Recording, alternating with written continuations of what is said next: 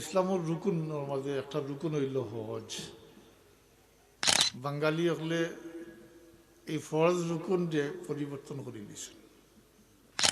হজার মাসলা মাসাইল দেখলে দেখবা, যদি একজন বিকারী মানুষ হয় তো তার ভিতরে হজ ফরজ নয়। এখন হজ রে উমরার দ্বারা পরিবর্তন করে দিয়েছে। এখন সাফে উমরার যাইতরা আর আইয়া কইতরা ছোট হজ করে লিছ, উমরা হজ করে লিছ, তাইলে এই সমস্ত মানুষ আর হজ যাইবনি।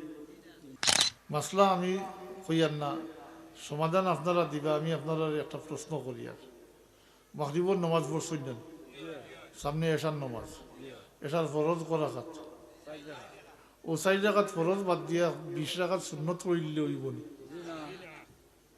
ওই তো নাই।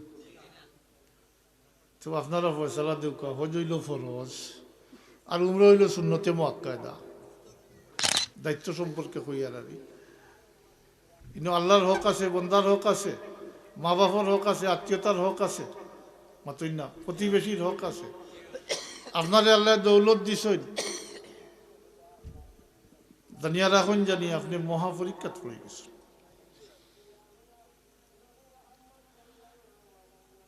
গরিবর হক আল্লাহ আপনার মালের সাথে জুড়িয়া দিলাইছে।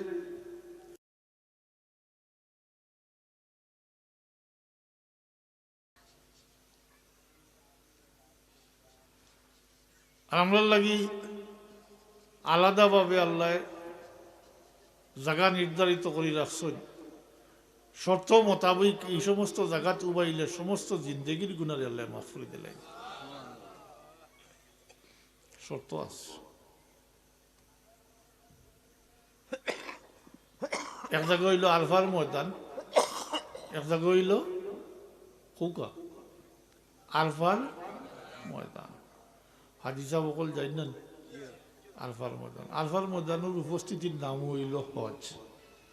আলফার ময়দানের উপস্থিতির নাম হইল হজ। আজকে গেলে হইতো না। 355 দিনের মধ্যে একটা নির্দিষ্ট দিন আছে, জিলহজ মাসের 9 তারিখ। জিলহজ মাসের 9 তারিখ আলফার তারিখে। আর 2 নম্বর হইল হজর এহরামর সহিত গিয়ে উপস্থিত হইতে, তাইলে সমস্ত জিন্দগির গুনার আল্লাহ মাফ করে দিলাইবা। আমি যে কথাটা কইতাম তৈরি, এটা হইল হজ তো আদম আলাইসাল্লাম থেকে শুরু হয়েছে, ঈসা আলাইসাল্লাম পর্যন্ত সবেও তো হজ করছে। উম্মতর মুমিন হলে হজ করিয়া গেছে, মাতই না। জাহিলিয়ার যুগে তো মুশরিক হলেও করছে,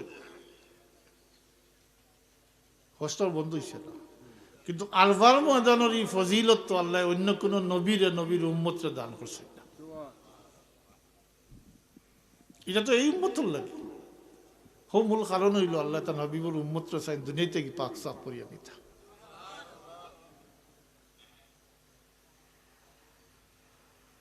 আবার কইয়ার যে এটা ও নির্দিষ্ট দিন হইতে হইব আলফার তারিখ, আর হজর এহরামর সহিত 2টা শর্ত আছে, মাতই না। আজকাল তো ও ইসলামের রুকুনের মাঝে একটা রুকুন হইল হজ। হজ একটা, ইসলামের 5টা রুকুনের মাঝে একটা নানি, কলিমা, নামাজ, রোজা। বাঙালি হলে এই ফরজ রুকুন যে পরিবর্তন করে দিয়েছে। এই ফরজ রুকুন যে পরিবর্তন করে দিয়েছে। হজ দায়িত্বের টাকা বেশি লাগে না জি। এখন হজ রে উমরার দ্বারা পরিবর্তন করে দিয়েছে। এখন সাফে উমরার যাইতরা আর আইয়া কইতরা ছোট হজ করে লিছ, উমরা হজ করে লিছ, তাইলে এই সমস্ত মানুষ আর হজ যাইবনি, হস্ত করে লিছে।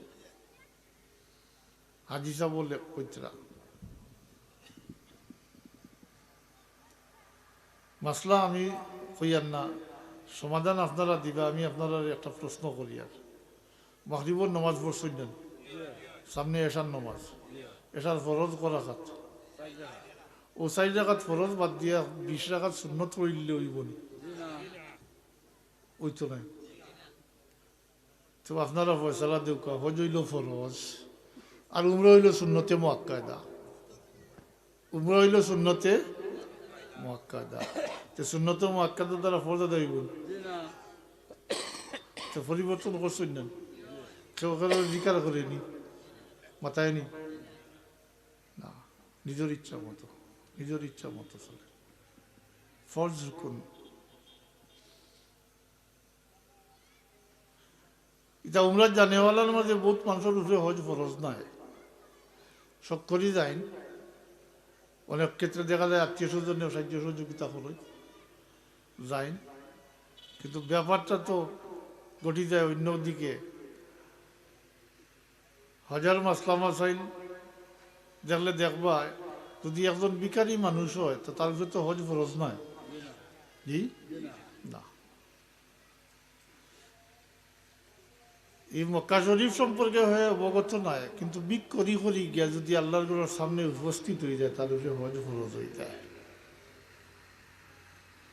এই সমস্ত মানুষ যারা উপরে অনেকের উপরে হজ ফরজ নয়, কিন্তু হিনু যাওয়ার পরে তো হজ ফরজ হয়ে যায়, মাতই না? তো নমাজ ছুটাইতে গিয়া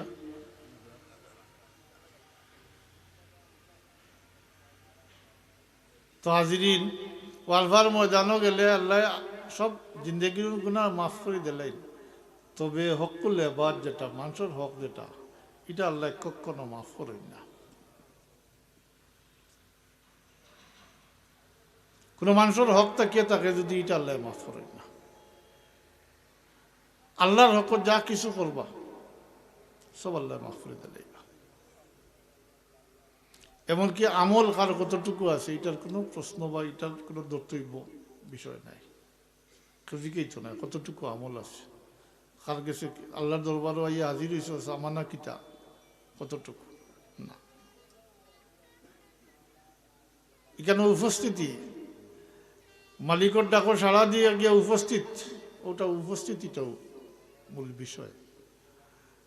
কারণ আল্লাহ দাওয়াত করছেন তো মাফ করে দিবার লাগে, মাতই না? এই দাওয়াত খাওয়াইবার লাগে না, মাফ করে দিবার লাগে। এর কারণে তো লেখন যে 2 জন গুণাগার দিয়ে আল্লাহ কখনো মাফ করতে নাই। এক গুণাগার আলফার ময়দান থেকে বাড়াইয়া যদি সন্দেহ করে বলে আল্লাহ আমারে মাফ করে দিলা কি না, তাইলে এই গুণাগার দিয়ে আল্লাহ মাফ করতে নাই। আরেক গুণাগার যে গুণা করে আর গুণার উপরে অটল থাকে আর কয় বলে আমারই কোনো আল্লাহ মাফ করবানি, আল্লাহর রহমতটা কি না উমেদ হয়ে গেছে। অথচ আল্লাহ লা তাকনাতু মির রাহমাতিল্লাহ ইন্নাল্লাহ ইয়াগফিরুয যুনুবা জামিয়া।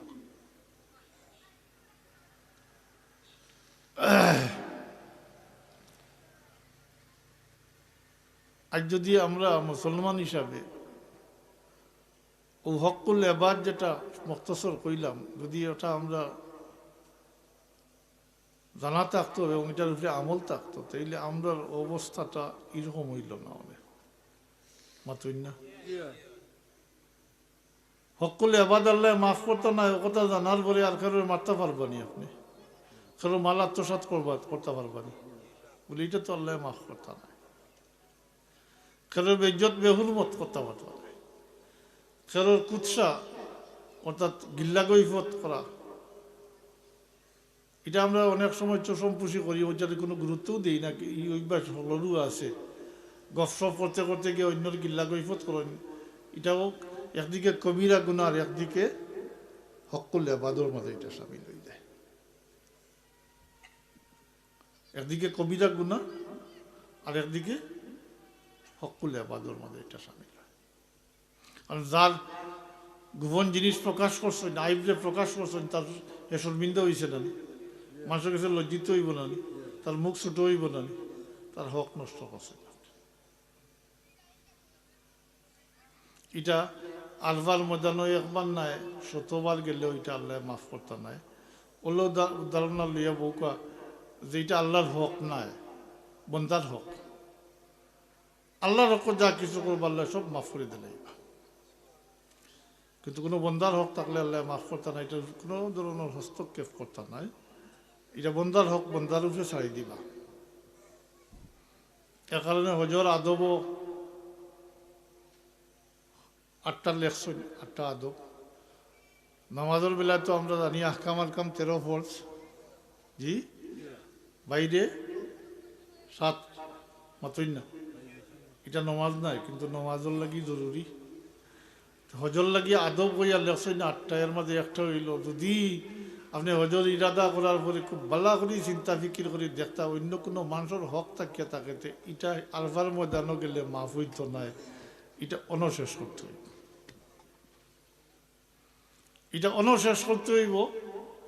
আর যদি দুনিয়ায় টাকা অবস্থায় শেষ করেন না, কাল কিয়ামতের দিন এটা পরিশোধ করতে হবে। নাউজুবিল্লাহ। আল্লাহর হক কিছু করলে এটার মাফির ব্যবস্থা আছে, কিন্তু কোনো মানুষের হক নষ্ট করলে আবারও জিকাই আর এটা যদি আমরা জানা থাকতো আর আমল থাকতো, তাইলে আজকাল যেটা ওর আজকাল তো জোরজার মুলুক তার, জি, আর তো হারামালার কোনো বাস বিচার নাই, দরিলার আনিলার।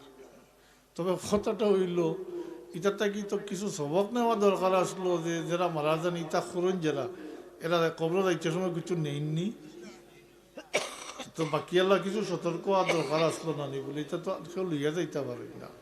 যদি লগে লইয়া যাইতে পারতা তাহলে হয়তো বগল বাড়ি এইলা অনেক কইলা অনেক, হ্যাঁ আনছি, হ্যাঁ।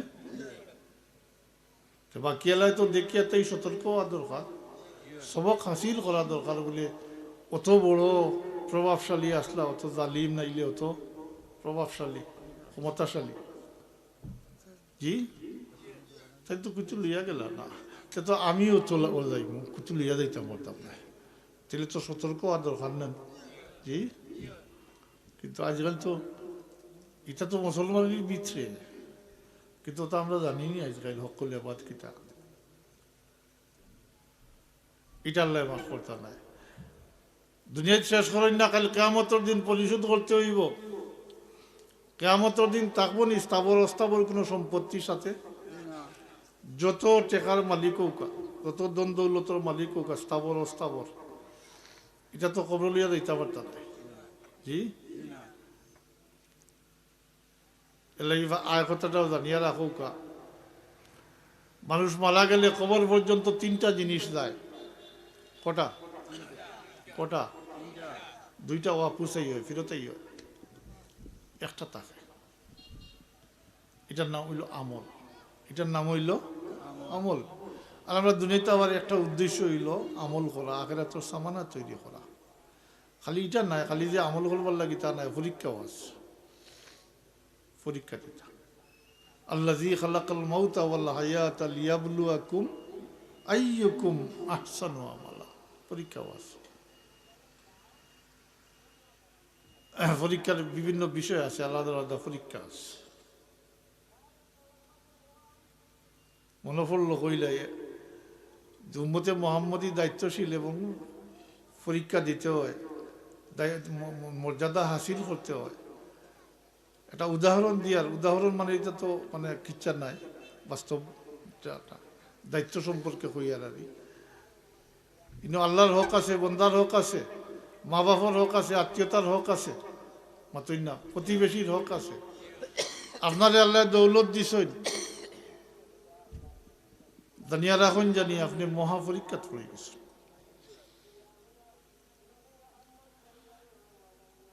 গরিবর হক আল্লাহ আপনার মালের সাথে জুড়িয়া দিলাইছে, আপনার প্রতিবেশীর হক আপনার উপরে বর্তাই গেছে, এরার সুখে দুঃখে আপনি এরার সাহায্য করতা, সহযোগিতা করতা। এমনকি এরা যেন ফাঁকা থাকে না, বুকা থাকে না, এটাও আপনি খেয়াল করতাম। আপনি খাইয়া ঘুমাইছেন, নাকটা খাইয়া ঘুমাইতরা, আপনার প্রতিবেশী উপাস, এতিমকল উপাস, মাতই না, কাল কিয়ামতের দিন আপনার জবাব দেওয়া লাগবে। কিন্তু এর কারণে সাহাবায়ে কেরাম হলে যখন আল্লাহর হাবিব প্রতিবেশীর হক সম্পর্কে যখন ধারাবাহিকভাবে বর্ণনা দেওয়া শুরু করছেন, হাদিস শরীফের এবারতেও দেখা যায় সাহাবায়ে কেরাম পেরেশান হয়ে গেছেন, বলি ইয়া আল্লাহ, প্রতিবেশীর হক নিয়ে আমরা ফরজ করি দেওয়া হয়, অত হক, ইলা কিলা খানা যায় কাল কিয়ামতের দিন আল্লাহ বাদী হইবা, আল্লাহ বাদী হইয়া জিকাইবা তুই আমার খাওয়াইলে না খাই, আপনার দৌলত দিছ বাদী হইবা আল্লাহ। তো আপনি তো জবাব বললেও দিবা, বললেও দিবা ঘুরাইয়া যে আল্লাহ তুমি তো খাও না বা তুই না, ও তোলেও জবাব দিবা। আরো যদি কইতে কইবা বললে আল্লাহ তোমারে ভাইতাম কই, কি ওগুলো জবাব দিবা। তখন আল্লাহ তাবারাকা ওয়া তাআলা ফরমাইবা তোর যে প্রতিবেশী অমুক এতিম হল এরা যে উপাস থাকলা এরারে খাওয়াইলে তো আমার খানি হয়ে গেল।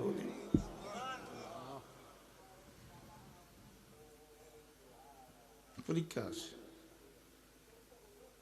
আর তো নির্দিষ্ট করি 5টা বিষয় সম্পর্কে আছে, এটা দিয়ে পরীক্ষা করা হয়। ওলা নাবলুয়ান্নাকুম বিশাইইম মিনাল খাউফি ওয়াল জুই ওয়া নাকসিম মিনাল আমওয়ালি ওয়াল আনফুসি ওয়াস সামারাত ওয়া বাশশিরিস সাবিরিন আল্লাযীনা ইযা আসাবাতহুম মুসিবা ক্বালু ইন্না লিল্লাহি ওয়া ইন্না ইলাইহি রাজিউন।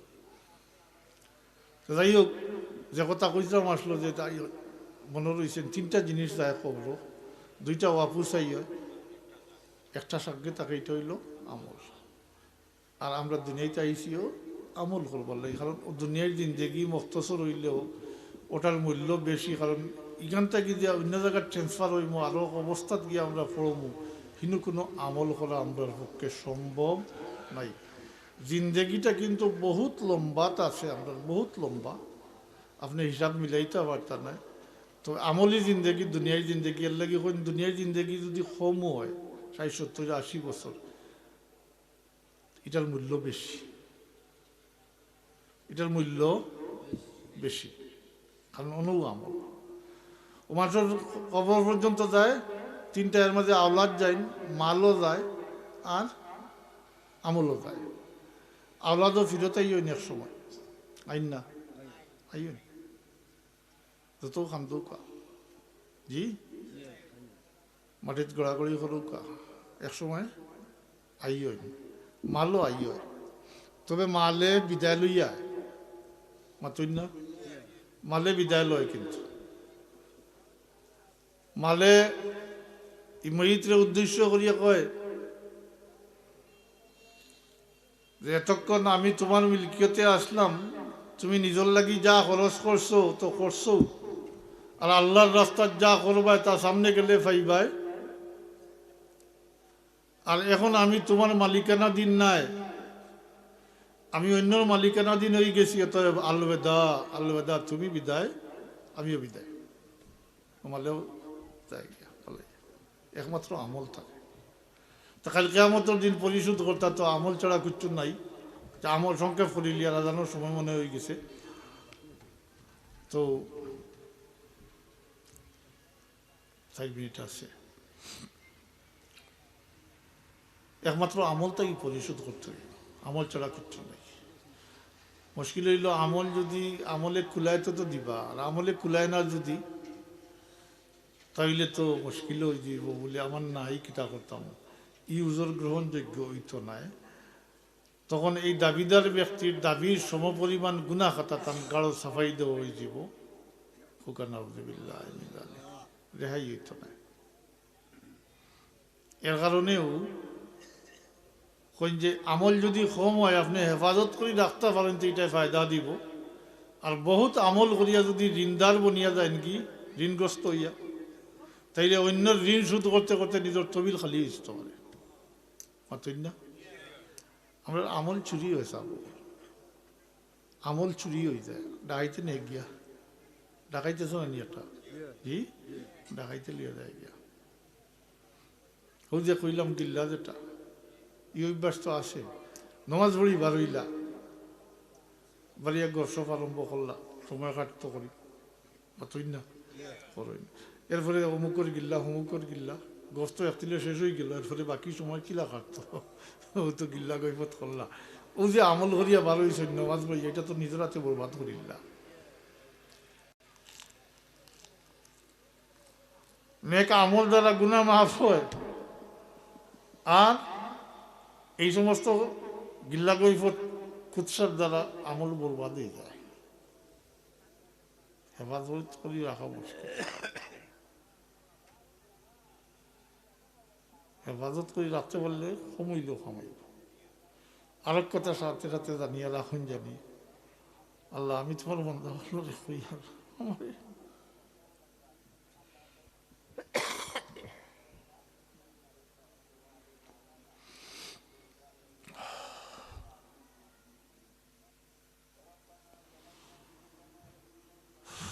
অন্যের কাছ থেকে আল্লাহ কোনো মানুষের ঋণ লইয়া যেন আল্লাহ আমরা রেখো বলে না।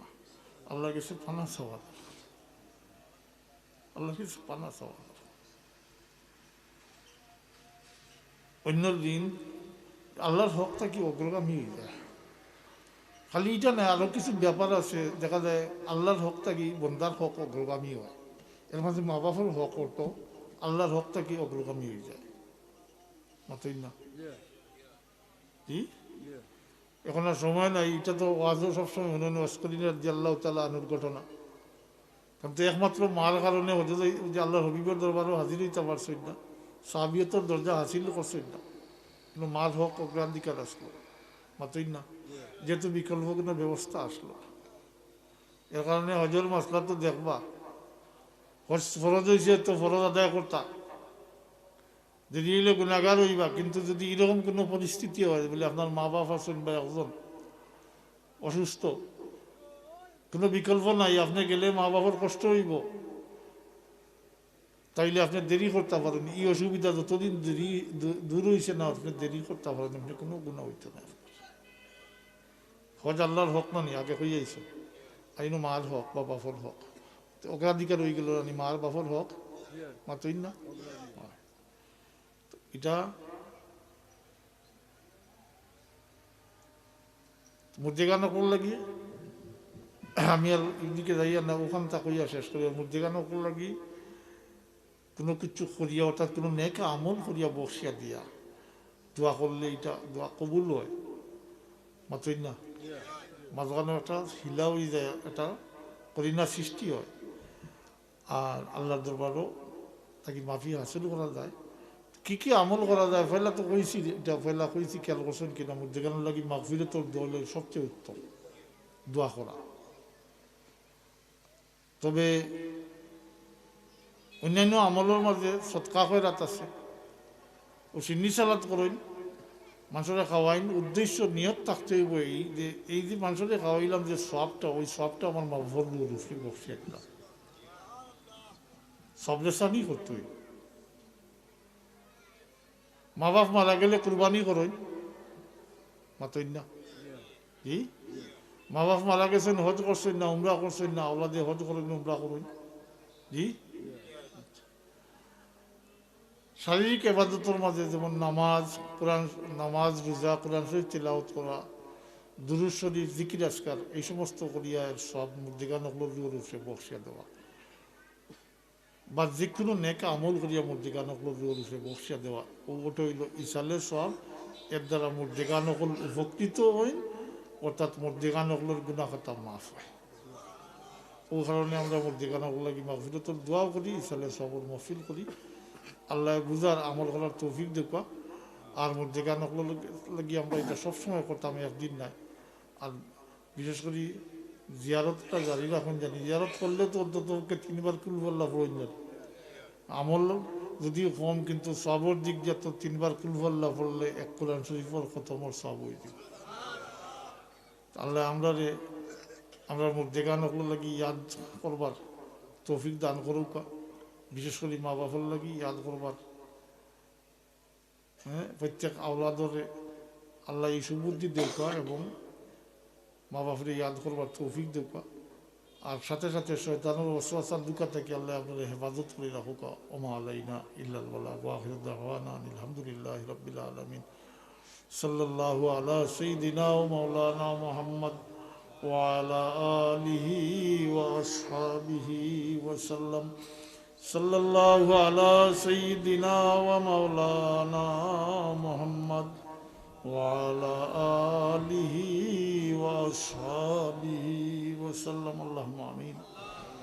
আলহামদুলিল্লাহি রাব্বিল আলামিন ওয়াল আকিবাতু লিল মুত্তাকিন ওয়াস সালাতু ওয়াস সালামু আলা সাইয়্যিদিল মুরসালিন وعلى آله وأصحابه وأهل بيته أجمعين ربنا تقبل منا إنك أنت السميع العليم وتب علينا إنك أنت التواب الرحيم ربنا اغفر لنا ولوالدينا رب ارحمهما كما ربياني صغيرا या अल्लाह रहमान रहीम अल्लाह हमरे माफ़ कर दो हमरे माँ बाप से माफ़ कर दो तुम्हारे हबीब और कुल उम्मत मरहुमा मुमिन मुमिनात से माफ़ कर दो अल्लाह ही मजलिस अव्वल तक आखिर पर्यंत कबूल फरमाओ इस स्वाब ने यात्रा पर मुर्देगान से पहुँचाई दो अल्लाह हमरे माँ बापे हमारे बड़ो आशा राखिया कैसे আমরা মা বাবার হক আদায় করতাম পারছি না আমরা বহুতে মা বাপ হারাই লিছি আল্লাহ আমরা মা বাপকে মাফ করে দাও গরিকা রহমত ফরমাও জান্নাত ঠিকানা এনায়েত ফরমাও ইয়া আল্লাহ আমরা আসাতে যাই কেরাম দুনিয়াতেই বিদায় গেছেন গিয়া তার হক আমরা আদায় করতাম পারছি না তোমার বন্ধু হলো বড় ইহসান আমরার প্রতি আছে আল্লাহ এর বদলা দিতাম পারছি না আমরা আসাতে যাই কেরাম রে আল্লাহ তুমি করি খেলো